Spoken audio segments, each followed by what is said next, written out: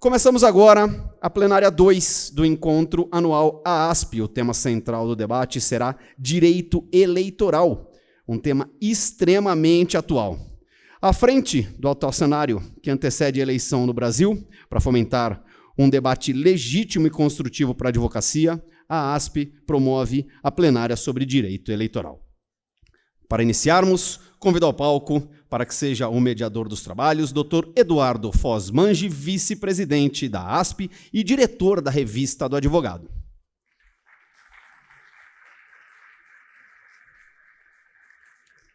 Convido ao palco o Dr. Manuel Pacheco Dias Marcelino, coordenador da edição 155 da Revista do Advogado.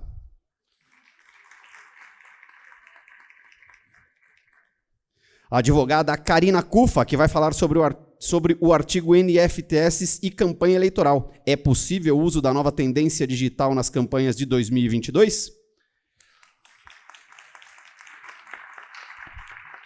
Também convido ao palco a Procuradora Regional Eleitoral em São Paulo, Paula Bayer, que vai falar sobre o artigo Prova da conduta típica de divulgar fato inverídico no processo eleitoral.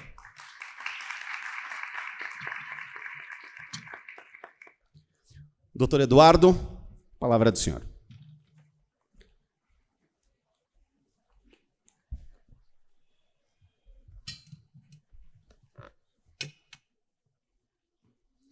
Boa tarde a todas e a todos.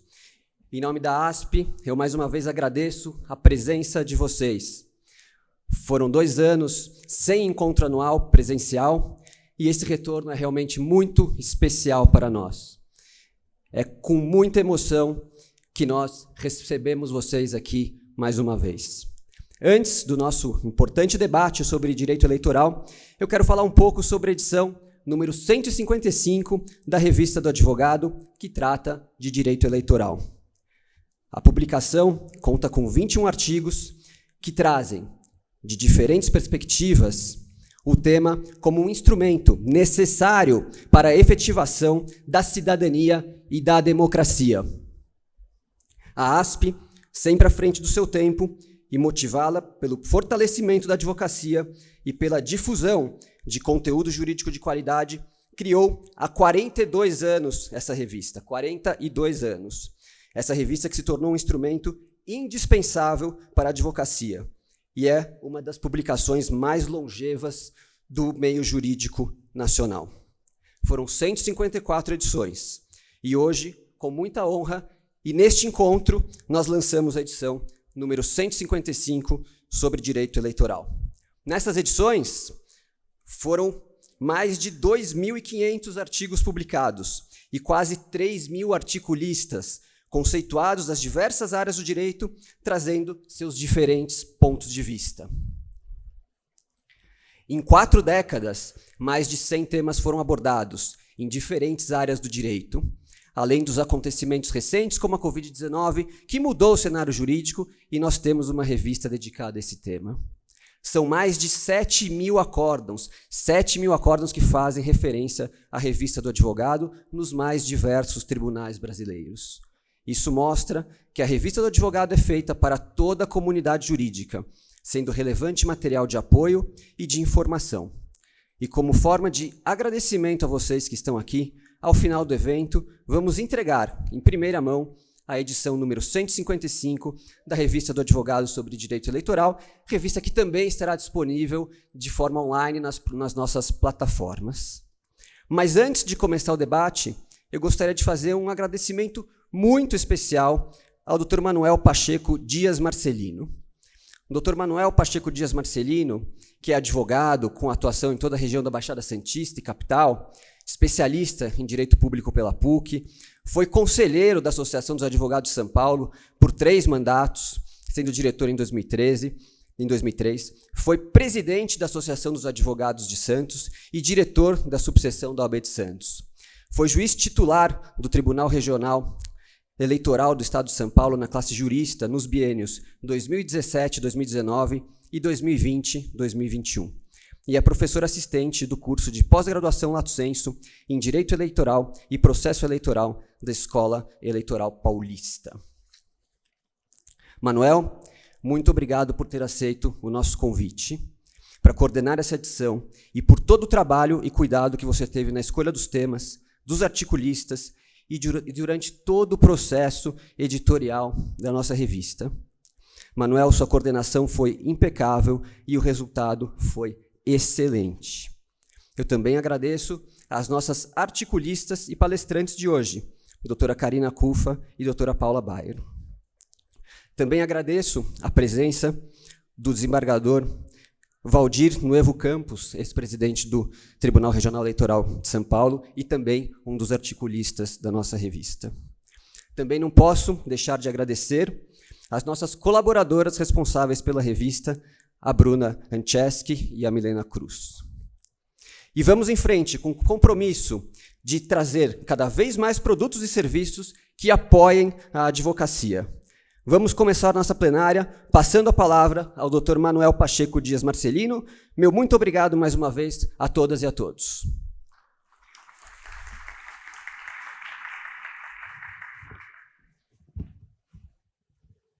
Nobre público, muito boa tarde. É uma imensa satisfação estar aqui nesta tarde, nessa cidade maravilhosa que é Campos do Jordão, e coordenando uma revista de direito eleitoral pela Associação dos Advogados de São Paulo. Antes de falar da revista propriamente dita, eu quero fazer aqui alguns registros e agradecimentos. Em primeiro, eu quero agradecer a presidência da ASP, na pessoa do presidente Mário Oliveira e toda a sua diretoria, especialmente o doutor Eduardo Manja, aqui presente, que me convidaram para essa difícil função, um trabalho que, com certeza, outras pessoas fariam muito melhor. Quero agradecer também às funcionárias, muito bem aqui, lembrado pelo Eduardo, Milena, Bruna e Ana Luísa.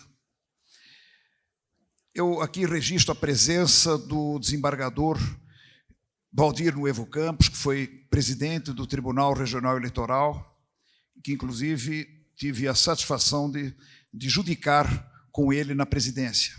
Cumprimento todos os ex-presidentes e presidente aqui atual da ASP, todos os ex-presidentes, na pessoa do amigo Aloysio Lacerda Medeiros, com quem eu fui também conselheiro e diretor na sua gestão. Quando eu aceitei o convite para coordenar a revista, e mais uma vez a ASP saiu na frente, diante da importância do tema do direito eleitoral, considerando que quando essa revista começou a ser pensada, germinada, mais ou menos há uns 4, 5 meses atrás. Nós olhamos a revista com 21 artigos, a primeira impressão que se tem é que a revista é fácil de fazer, não é. Nós temos um trabalho árduo que só foi possível de concluí-la a tempo diante do profissionalismo das pessoas que nela atuaram e dentro, que eu sempre digo, do padrão ASP. Então, a nossa preocupação era fazer uma revista com um tema atual, há 6 meses da eleição. Hoje nós estamos neste evento aqui, há 2 meses de uma eleição. E nada mais oportuno, pertinente e relevante do que uma revista para tratar de direito eleitoral. Tive o cuidado de selecionar advogados eleitoralistas, advogados processualistas, membros do Ministério Público, desembargadores, temos magistrados e advogados, principalmente advogados eleitoralistas. Então, é uma revista voltada para o público de direito eleitoral e mesmo aqueles que não têm familiaridade com a matéria, com certeza vão apreciar as matérias ali, que são temas polêmicos, e o objetivo foi esse mesmo, polemizar com os artigos. São temas atuais e alguns temas que, inclusive, hoje será abordado pela doutora Karina Cufa, que eu acredito que são do desconhecimento de alguns dos senhores. Então, eu só quero agradecer mais uma vez, doutor Eduardo, aqui em nome da diretoria, pela atenção, carinho que vocês sempre tiveram comigo e agora, em especial, me convidando para fazer essa revista. Eu agora aqui vou anunciar aqui as 2 palestrantes para os senhores aqui, que nós vamos aqui ouvi-las agora. Eu vou começar com a doutora Karina Cufa, que ela vai falar sobre o NFTS e campanha eleitoral. É possível o uso da nova tendência digital nas campanhas de 2022? A nossa palestrante é advogada militante, é pós-graduada em Direito Eleitoral e Processual Eleitoral em Direito Administrativo. É professora e palestrante e autora de diversas obras jurídicas e colabora com artigos na imprensa nacional. Com a palavra, a doutora Karina Rufa. Obrigada, doutor Marcelino. Uma ótima tarde a todos vocês. Queria cumprimentar também o doutor Nuevo Campos. Uma alegria estar aqui com tantos amigos. Parabenizar o presidente da ASP pelo evento maravilhoso. Obrigada também, Eduardo. E uma alegria imensa dividir esse palco, tanto com o Marcelino também, com a Paula Bauer, que é uma mulher que orgulha muito nós mulheres pelo seu protagonismo, a sua atividade na Procuradoria Eleitoral. Esse tema que eu vou trazer hoje é um tema realmente novo. A gente vê alguns ensaios nas campanhas eleitorais, é um tema ainda arriscado, porque na justiça eleitoral brasileira, diferente de como é nos Estados Unidos, em que tudo é possível no campo da arrecadação, no Brasil, a arrecadação política ela é muito engessada. Eu gosto sempre de temas novos, né? Apesar de ser a geração X, né, a minha, que segue hierarquia, regras, tem uma tendência mais difícil, né, de mudar, mas eu tenho, particularmente, sempre olhando para o futuro, tentando mudar, tentando me posicionar de uma forma diferente. E acredito que por conta disso, dessa forma mais ousada de querer inovar, querer conhecer coisas novas, que acabei chegando onde eu estou. E no direito eleitoral, que foi a minha segunda área, mas a primeira era direito administrativo, que é muito similar ao direito eleitoral, porque uma está relacionado ao mandato e a outra aos atos preparatórios do mandato. E os clientes acabam sendo os mesmos. Mas no direito eleitoral, eu sempre fui atrás de temas mais palpitantes. Eu comecei batendo muito na questão da participação da mulher na política, quando esse tema não era nem falado. Eu lembro quando, acho que foi em 2008, talvez, eu propus para a OAB para a gente fazer um evento de mulher na política, e eles falaram, mas vai ter quórum para isso? Porque era um tema que ninguém falava. E hoje a gente vê todos os congressos de direito eleitoral como um tema obrigatório. Depois disso, fui falar de compliance eleitoral partidário. Também bati muito nesse ponto, continuo brigando por isso. Criei e presidi, né, a Comissão de Compliance Eleitoral Partidário do Conselho Federal da OAB, justamente para conscientizar os partidos políticos da necessidade de se adotar procedimentos, normas de boas governanças para buscar ter um melhor resultado, porque o que é feito na campanha acaba sendo o reflexo do que vai ser o mandato daquele candidato. Então, é importante que a campanha seja organizada, é importante que haja responsabilidade, principalmente com o gasto do dinheiro público. Então, essa é uma bandeira que eu levanto atualmente, da necessidade de compliance, não só nos partidos políticos, mas também nas campanhas eleitorais. E quando veio o termo direito digital, e essa semana, na terça-feira, eu lancei um livro sobre cybercrimes, lá na biblioteca do STF, e quando eu comecei a deparar, já na eleição de 2016 para 2018, mas a eleição de 2018 foi muito mais aguerrida em relação ao direito digital, eu comecei a investigar e procurar e buscar informações a respeito do tema. Cheguei aí até Israel, conheci algumas empresas de tecnologia, e o direito digital é realmente uma área extremamente interessante. Adorei a palestra do meu antecessor sobre metaverso, e o metaverso também é um tema do direito eleitoral. Nós já estamos vendo algumas campanhas já envolvendo com o direito eleitoral. Na pré-campanha, nós tivemos alguns presidenciáveis, inclusive que não saíram candidatos a presidente, mas na época eram presidenciáveis, que é o Eduardo Leite e o Moro, que eles fizeram os avatares deles para inaugurar uma campanha no ambiente do metaverso. Então, a gente vê que tudo que acontece, né, no mundo, de forma geral, ele vai para a campanha eleitoral também. Tem alguns candidatos a deputado também fazendo campanha, e a necessidade, já que a campanha na internet é permitida, é que o candidato informe a Justiça Eleitoral a existência do uso dessa ferramenta para que possa haver, inclusive, a fiscalização de uma eventual propaganda irregular. O tema específico dessa palestra é o uso de NFT em campanha eleitoral. Primeiro, acho que vale eu explicar o que é NFT. NFT significa, traduzindo ao português, token não fungível. Ele está bem recorrente no mercado de uma forma geral e ele serve para certificar um objeto virtual. Por exemplo, se eu tenho uma obra-prima, ela tem um valor porque ela é única. Se eu tenho aquela obra-prima no mundo virtual, eu não tenho como fazê-la ficar única se eu não tiver um registro. E a NFT ela vem fazer o quê? O registro desse objeto virtual. Então, o que pode ser NFT? Qualquer coisa.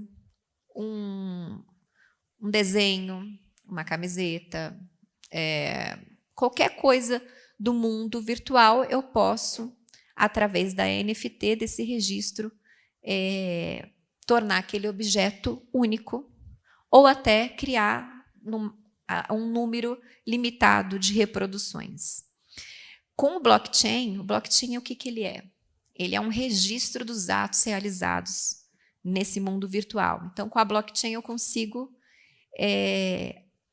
informar ali a origem, né? Quem criou aquela NFT, aquele objeto registrado na NFT, para quem que ele passou, quem comprou, vendeu, qual que foi o valor. Então, a blockchain faz todos esses registros. Quando a gente fala em campanha eleitoral, e essa indagação surgiu de um partido, que acabamos fazendo um parecer, e desse parecer surgiu o artigo para a revista da ASP. O Marcelino me ligou e falou assim: Karina, eu quero um artigo seu de direito eleitoral, que vamos ter uma revista da ASP. Eu falei, eu vou falar então sobre NFT, acabei de dar um parecer a respeito disso. Aí o Marcelino falou, o que é isso? E o quê? E foi isso que me empolgou mais ainda a trazer um tema. É um tema novo, né? Se você joga NFT nas eleições, tem um monte de anúncios de empresas buscando vender esse ambiente virtual. E vai ser mais um desafio, né? Principalmente para o Ministério Público e para o Judiciário, né? Porque não tem uma vedação expressa na lei. E quando a gente pega aqui o artigo 15 da lei eleitoral, ele fala dos recursos, né? Quais recursos podem ser destinados às campanhas eleitorais. E no inciso 4, ele fala comercialização de bens ou serviços. Então, comercialização de bens. Então, eu posso comercializar bens no mundo virtual e, através de uma NFT, registrar que aquele bem é único, ou que eu tenho 10 exemplares, ou que eu tenho 20. E aqui também, no inciso 5, fala recursos dos próprios partidos. Então, em tese, os partidos poderiam criar uma loja virtual registradas através das NFTs, né, e fazendo aí um registro pelo blockchain. Quando a gente vai analisando a legislação eleitoral como um todo, a gente se depara com o artigo 21 da Resolução 23.607 de 2019, que ela fala que é proibido o uso de moedas virtuais para recebimento de doações financeiras. Apesar da gente estar falando de venda de objeto, porque o partido político ele pode ter uma loja virtual. A gente entra, por exemplo, no Partido Novo, desde a criação do partido, você consegue comprar caneca, camiseta, qualquer objeto dessa loja virtual. Então, e o que acontece? A pessoa compra uma caneca pela internet, e recebe uma caneca em casa. Com o uso da NFT, o que queria mudar? A pessoa poderia comprar o objeto só virtualmente, ou ela poderia comprar o objeto virtualmente e fisicamente, registrado por uma NFT. Então, não teria aí uma vedação expressa a isso. O cuidado é o quê? Para não se utilizar criptomoedas, né, principalmente quando esse dinheiro for entrar no partido ou para candidatos, por conta da vedação do uso. Mas na prática poderia ser feito. Então, o que os partidos demonstraram interesse de fazer, e nós alertamos dentro do arcabouço todo da legislação, da possibilidade, mas dos riscos também. Porque é uma coisa nova, ninguém fez ainda, e tem que tomar muitos cuidados, principalmente com essa questão do uso da criptomoeda.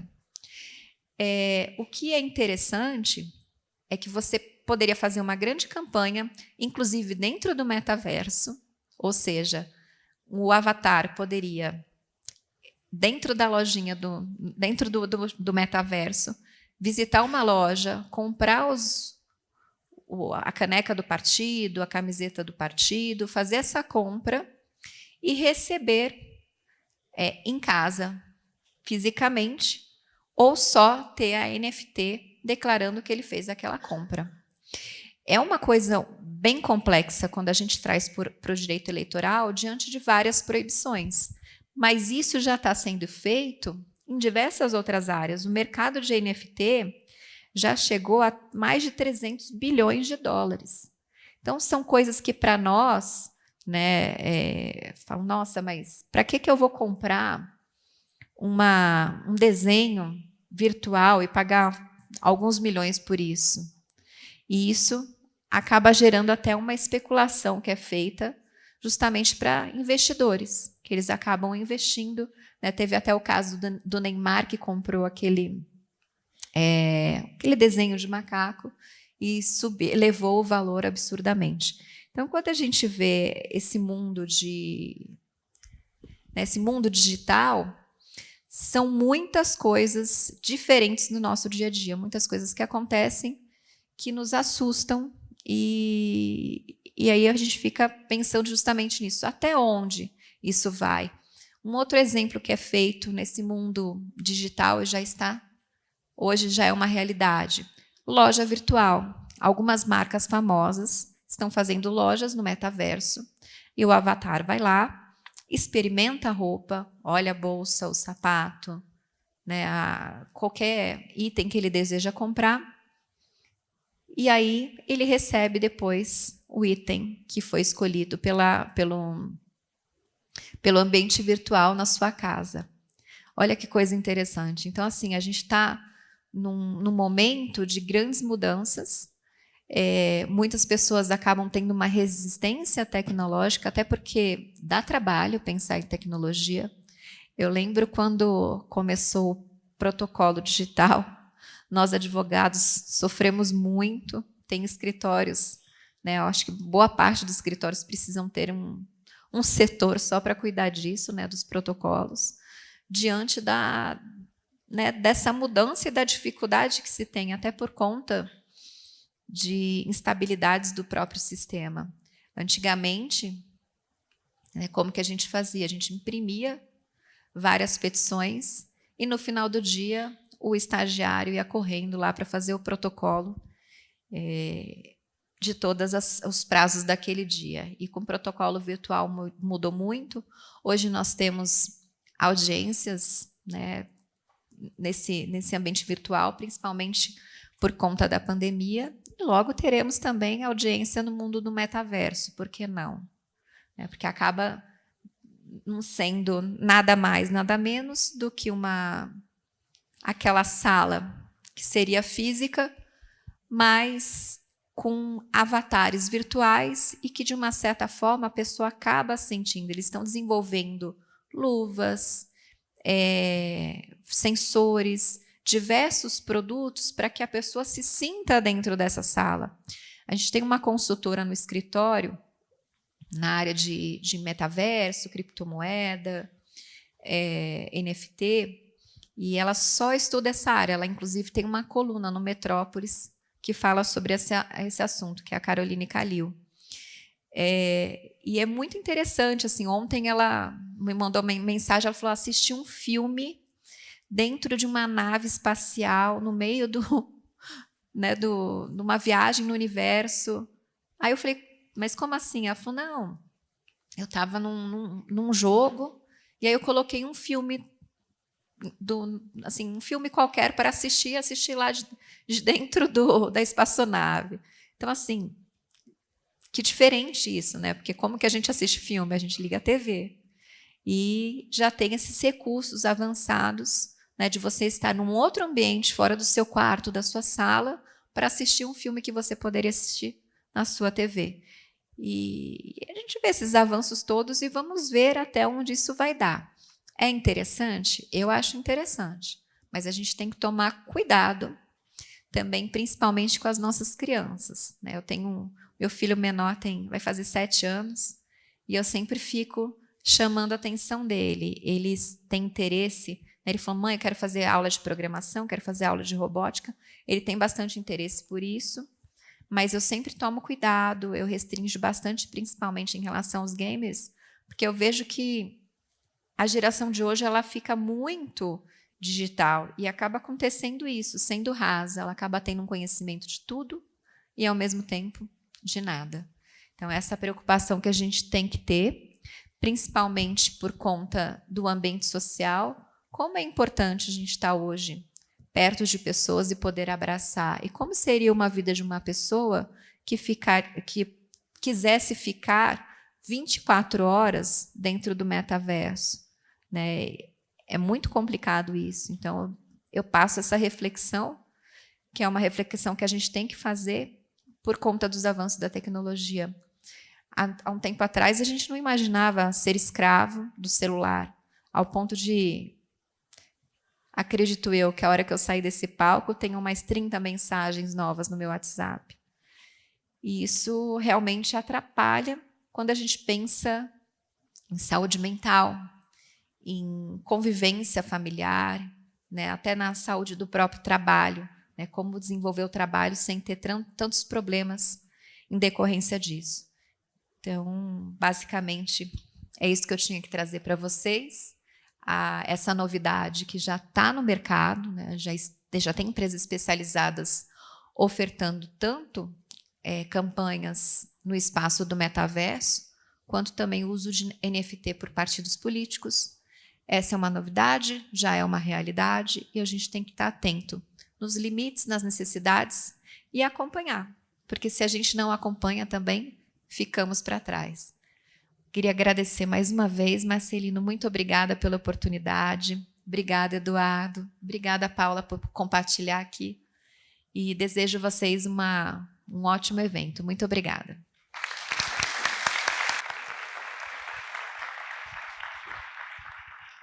Doutora Karina Cufa, muito obrigado. Eu queria fazer um registro que eu esqueci. Eu quero registrar aqui a presença do Dr. Rogério Merrana, que é articulista, Dr. Valdir Nuevo Campos, também articulista, Dr. Marcelo Vieira de Campos, também articulista. São os que desculpe se houve alguma falha ou esquecimento de algum outro, mas eu não tenho conhecimento de outros articulistas. Agora passo a palavra para a doutora Paula Bayer, que irá expor sobre o tema a prova da conduta típica de divulgar fato inverídico no processo eleitoral. A nossa palestrante, ela é procuradora regional eleitoral em São Paulo, é mestre e doutora em Direito pela Universidade de São Paulo, foi membro da diretoria do Instituto Brasileiro de Ciências Criminais e coordenadora-chefe da Revista Brasileira de Ciências Criminais, do Instituto Brasileiro de Ciências Criminais. Possui experiência na área do direito, com ênfase em direito processual penal, atuando principalmente nos seguintes temas: processo penal, justiça, direitos humanos, o contraditório e a defesa. E antes de passar a palavra à doutora Paula, obedecendo, que nós temos que obedecer o que o nosso querido diretor Eduardo pediu, que a preocupação dele é que eu trouxesse para o evento 2 articulistas, não homem, mulher. Então, estou dentro do contexto e obedecendo à diretoria da ASP de trazer 2 articulistas. Por favor, doutora Paula. Obrigada, Marcelino. É uma honra para mim estar aqui falando nesse evento tão importante da Associação dos Advogados, uma associação que tem um papel, presta um serviço relevantíssimo aos advogados. Eu já fui advogada, meu pai é advogado criminal, Paulo Sérgio Leite Fernandes, então... eu falo, eu falo no meu pai. Então, a ASP é realmente uma associação importantíssima, reconhecida, presta um serviço importantíssimo aos advogados e à justiça. Foi um prazer falar, é um prazer falar aqui comigo, com a Karina, junto com a Karina, uma advogada que tem um trabalho importante, muito reconhecido, não só na área do direito eleitoral, mas no direito como um todo, uma advogada respeitadíssima. Cumprimento o Eduardo também pelo trabalho maravilhoso, a revista ficou linda. Marcelino, parabéns.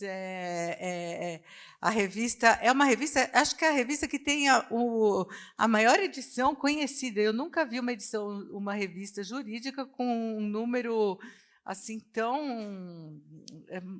Quantos mil exemplares? 80 mil exemplares são muitos exemplares, né? E os artigos, assim, não é porque eu estou nela, não, mas são excelentes, e toda a revista da ASP ela sai com artigos maravilhosos. A gente consulta desde 1900 e tantos, são artigos excelentes. Está de parabéns. Cumprimento o doutor Mário, presidente da ASP, cumprimento o doutor Nuevo Campos, também, que foi presidente do Tribunal Regional Eleitoral, com quem trabalhei bastante tempo. Cumprimento também a minha filha Babete, que está aqui comigo. Cumprimento a Inês Virgínia, desembargadora do Tribunal Regional Federal da Terceira Região, que está aqui assistindo também. Cumprimento todas as colegas da área jurídica, mulheres, homens, e vim aqui dar a minha contribuição sobre esse tema. Eu sou procuradora regional eleitoral nesse biênio dessas eleições de 2026 e 22, e sempre me perguntam, né, as pessoas têm perguntado, essas eleições não são difíceis, não são muito difíceis? E eu digo, olha, são as primeiras eleições que eu participo como titular da Procuradoria, não das outras eleições eu fui substituta nas eleições passadas, dessas eu sou titular, mas eu não conheci outras. Eu acho que todas as eleições representam um desafio, creio que não são mais ou menos difíceis. E o que eu sei é que nas últimas eleições, que não foram as eleições gerais, essas são as eleições gerais, todas que acontecem no Estado de São Paulo sob a nossa atribuição da Procuradoria Regional Eleitoral e do Tribunal Regional Eleitoral, com exceção às eleições para o cargo de presidente da República, todas as outras acontecem no Estado de São Paulo. Governador, deputado estadual, deputado federal, acontecem sob as nossas atribuições e sob a competência do Tribunal Regional Eleitoral. E a preocupação muito grande nas outras eleições era a preocupação com as notícias falsas, as fake news, né? Então, a preocupação era muito grande, e era muito grande não só em razão das eleições americanas, nos Estados Unidos, mas porque a imprensa e a comunidade em geral não estava preparada para atuar e para lidar com a divulgação e o espalhamento dessas notícias falsas pela internet, pela imprensa e por todos esses meios de comunicação e pela tecnologia que havia então. Mas, como a Karina bem explicou aqui, e foi muito boa a explicação dela, e como ela explicou do avanço da tecnologia, né, foi interessantíssima a palestra dela, como a tecnologia avançou e como é possível que a gente possa entrar num mundo totalmente virtual e como esse mundo pode se tornar, inclusive, uma realidade. A tecnologia avançou muito desde então, e, nesse meio tempo, nós nos preparamos para lidar, inclusive, com as notícias falsas. Então, essas notícias elas não são mais... não há mais assim um medo nem da justiça, nem dos advogados, nem da comunidade em geral, das fake news. Todo mundo já está acostumado a lidar com elas, a justiça, o sistema de justiça também já está preparado. O Tribunal Superior Eleitoral já firmou vários convênios e acordos com as plataformas digitais. Tanto o Google como YouTube, Facebook já têm seus próprios mecanismos de lidar e de tirar do ar imediatamente, sem até um pedido da parte interessada, ou do Ministério Público, ou do Judiciário, quando identificada uma notícia falsa ou uma ofensa a uma pessoa. Então, imediatamente nós percebemos algum perfil é tirado do ar e sem qualquer ação da justiça. Isso tem acontecido, a gente acaba tendo notícia de que isso acontece. Então, já existe um preparo da comunidade digital e da comunidade, da população, para lidar com isso. Eu acho que a nossa comunidade é bastante informatizada. No Brasil, as pessoas, quase todo mundo tem um celular, e todo mundo já existe um discernimento para lidar com isso. É claro que o Poder Judiciário e o Ministério Público têm atuado para agir rapidamente quando solicitado. Na Procuradoria da República, nós temos um grupo de procuradores auxiliares que trabalha especificamente com a propaganda. São 3 colegas que elas recebem as notificações, especialmente para lidar com a propaganda, e o trabalho das colegas são mulheres, por coincidência. Realmente, na Procuradoria, em São Paulo, há muitas mulheres trabalhando, a gente não tem... a gente chegou num nível em que não há realmente nenhuma discriminação entre o trabalho de homens e mulheres. E o trabalho das colegas ele é direcionado, ele é julgado por também juízes auxiliares da propaganda no Tribunal Regional Eleitoral. E esse trabalho é um trabalho em paralelo, e aí é ali que é encaminhado o trabalho das fake news. Agora, o meu artigo, especificamente, ele fala de algo um pouco mais profundo, que fala da verdade. Então, de que verdade que a gente está falando? Como eu estudei processo penal e direito processual penal, eu tenho muito... Estou vendo aqui o meu colega Luiz Fernando Martins Castro, que é meu colega da faculdade, cumprimento aqui o doutor Luiz Fernando. E, quando eu estudei o processo penal, a minha grande preocupação é com a verdade, né? Quem trabalha na área do direito penal e que a gente tem a preocupação com a liberdade da pessoa, a gente tem horror à mentira e a uma condenação de uma pessoa por algo que ela não tenha cometido, e a grande preocupação é a prova da verdade, o corpo de delito, a defesa, a alegação das partes, a busca e apreensão, exame de corpo de delito, prova testemunhal, e tudo isso é realmente muito contrário a todo esse mundo virtual e a esse mundo da pós-verdade que a gente tem ouvido falar agora nesse mundo digital e nesse mundo da fake news e nesse mundo da desinformação.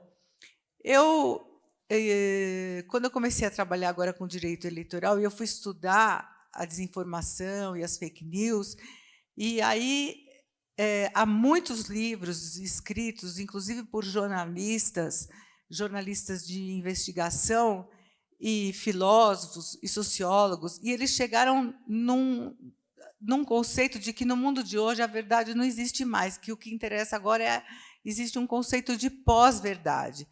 E esse conceito eu trago aqui nesse artigo que eu escrevi, que é um mundo que não é um conceito... O que é a pós-verdade? É um mundo em que a verdade em si ela não interessa mais, que você tem agora muitos pontos de vista, há meias-verdades, pontos de vista diferentes, cada um conta uma história de uma maneira diferente. E, na justiça, no dia a dia, a gente vê que realmente isso é verdade.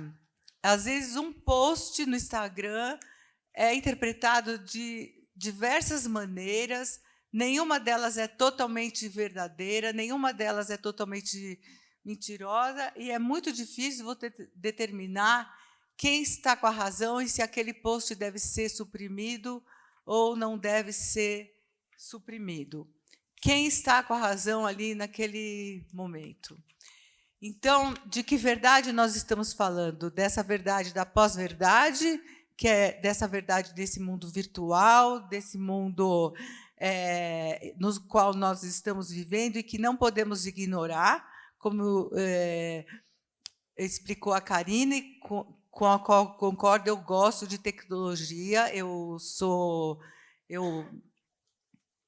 procuro aprender, eu até sei bastante coisa, e eu não ignoro, mas, no processo penal, eu ainda sou apegada ao conceito da verdade material, da verdade que a gente não pode, a gente não prescinde dessa verdade material. No processo penal, não. Quando está em jogo a liberdade do indivíduo, quando está em jogo se ele vai ficar preso ou não, a honra dele, então aí nós precisamos procurar a verdade até o final. Isso nós não podemos, então, chegar em pós-verdade, em verdades relativas, em versões.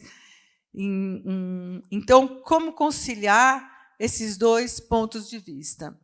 Então, aqui nesse artigo, eu cheguei à conclusão, eu analiso o crime, a conduta típica do Código Eleitoral, que é divulgar notícia falsa, e chego à conclusão de que, nesse tipo penal,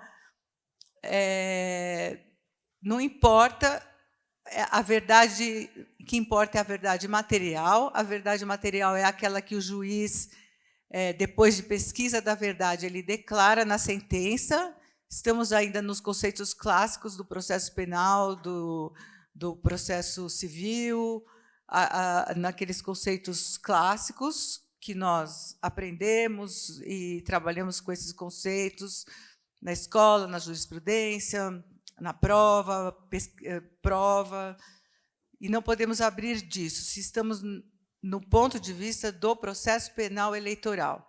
Mas, quando estamos no ponto de vista da Lei 9.504, que é no caso de tirar a matéria de publicação, da propaganda, em que o Poder Judiciário Eleitoral precisa agir rapidamente para restaurar a honra de uma pessoa e tirar a matéria do ar ou garantir um direito de resposta, aí, quando os julgamentos são muito céleres, o Tribunal Regional Eleitoral realmente ele tem julgado as questões muito rapidamente. Uma ação é proposta, uma representação é proposta num dia, 2 semanas depois ela já está sendo julgada, já há uma resposta. Setembro teremos sessão um dia sim, um dia não. Realmente, e essas sessões têm sido públicas. O YouTube ele passa. As sessões são transmitidas publicamente, é um tribunal muito rápido. Nesses casos, eu acho que, rapidamente, esse conceito da pós-verdade, que interessam também as emoções, a maneira como os fatos são apreendidos pelas pessoas, e a honra e os conceitos. Então, eu acho que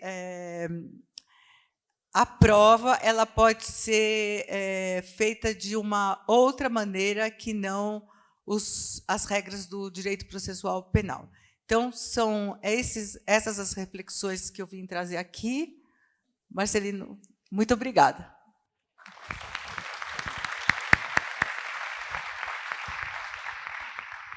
Bom, eu agradeço muito a presença e a palestra da doutora Karina Cufa, da mesma forma a doutora Paula Bayer, pela colaboração, pela revista, pelos artigos, e aqui os ensinamentos e as experiências de ambas, uma no Ministério Público Eleitoral e a outra na advocacia.